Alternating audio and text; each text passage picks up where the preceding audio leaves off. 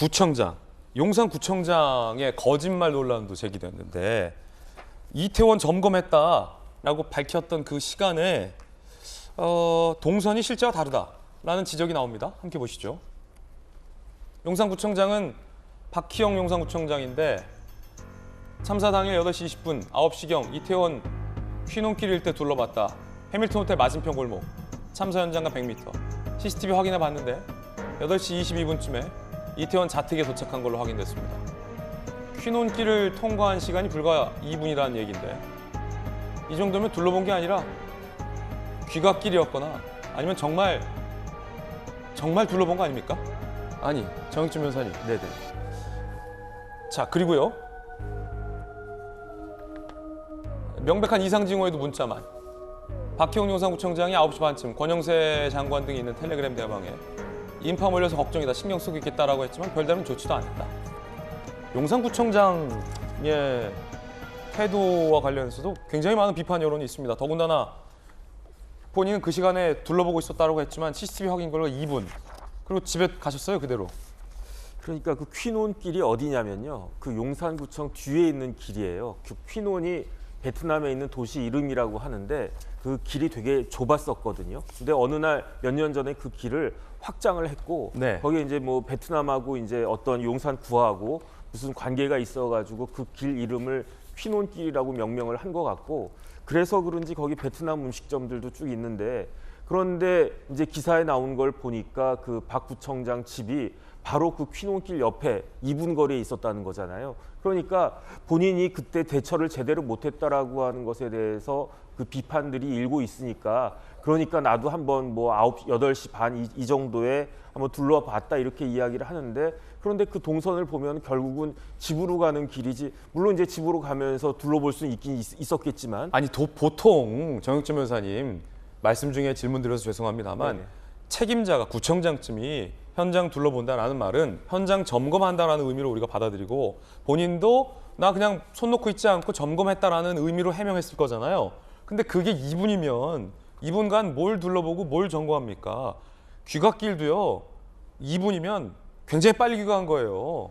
천천히 귀가하면 아까 용산 서장 뒷짐 지고 가는 게 2분 더 걸렸겠네요. 그런데 더 황당한 거는 이분이 박 구청장이 9시 반쯤에 텔레그램에다가 공유한 내용이 네. 뭐냐면은 인파가 몰려서 걱정이다 이렇게 그 공유를 했다는 거거든요. 그래도 이태원의 핵심은 해밀턴 호텔 그 자리였어요. 그런데 제 생각에는 그때 퀴논길에도 사람들이 보통 때보다 굉장히 많은 인파가 몰려 있었다는 이야기죠.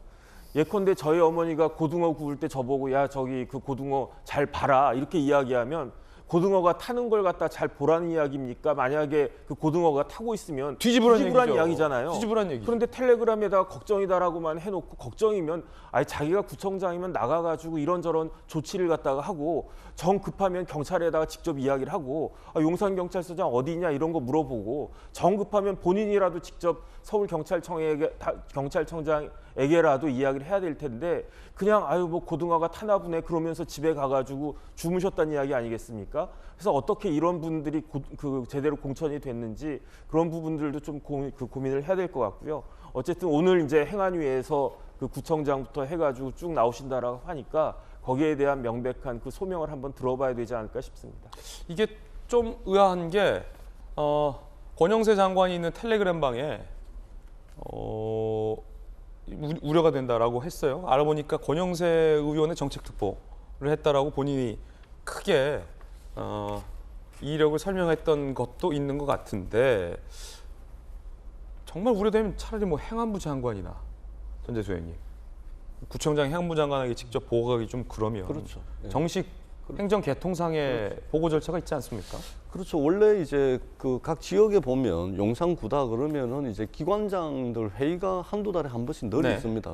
예를 들면 이제 용산구청장, 용산경찰서장 또는 뭐 그 지역에 이제 기관장들 모임이 있거든요. 그렇기 때문에 평상시에 이제 아름아름 다 알게끔 돼 있고 그렇기 때문에 얼마든지 연락을 할 수 있는 것이죠. 특히 이제 용산구청 같은 경우는 지금 이제 국가경찰과 자치경찰로 지금 경찰 업무가 나눠져 있습니다. 경찰청법이 개정돼서 그렇기 때문에 그 지역의 어떤 공공질서 또는 공공 안녕과 관련된 상황들은 용산경찰서와 용산구청이 굉장히 긴밀하게 협의를 하게끔 되어 있습니다. 그렇기 때문에 권영세 통일부 장관, 물론 이제 용산의 지역구 국회의원인데 거기다가 이야기할 것이 아니고 용산경찰서장과 예.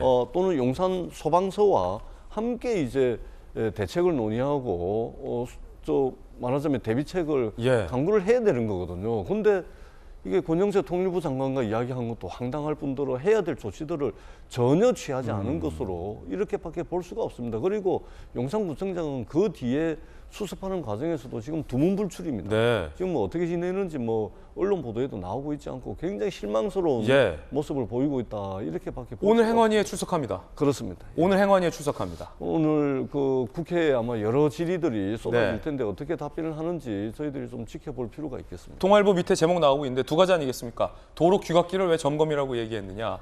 그리고 무슨 조치를 했느냐? 그리고 단톡방, 권영세 의원이 있는 단톡방에 인파 걱정이라 하고서 왜 아무 조치도 안 했느냐? 이런 게 행안위에서 국회의원들이 물어봐야죠. 날카롭게 그렇습니다. 물어봐야죠. 그런가 하면 오늘 윤석열 대통령이 국가안전시스템 점검회의를 가졌습니다. 국민들에게 죄송한 마음이라고 이 현장을 지휘해야 할 책임자들의 무능을 대통령이 다 대신 사과를 했습니다. 들어보시죠. 국민의 생명과 안전을 지켜야 하는 대통령으로서 비통하고 마음이 무겁습니다. 말로 다 할 수 없는 비극을 마주한 유가족과 아픔과 슬픔을 함께하고 있는 국민들께 미안하고 죄송한 마음입니다. 안전관리의 권한과 책임 그리고 신속한 보고체계에 관해 전반적인 제도적 검토가 이루어져야 합니다. 특히 국민의 안전을 지키기 위해 위험에 대비하고 사고를 예방하는 경찰 업무에 대해서는 대대적인 혁신이 필요합니다.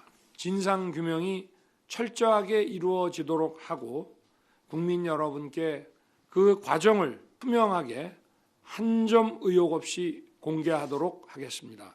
그 결과에 따라 책임 있는 사람에 대해서는 엄정히 그 책임을 묻도록 하겠습니다. 우리 국민들께서 일상을 회복하고 일상생활에 전념하실 수 있도록 정부가 더 노력하겠습니다. 제가 책임지고 챙기겠습니다.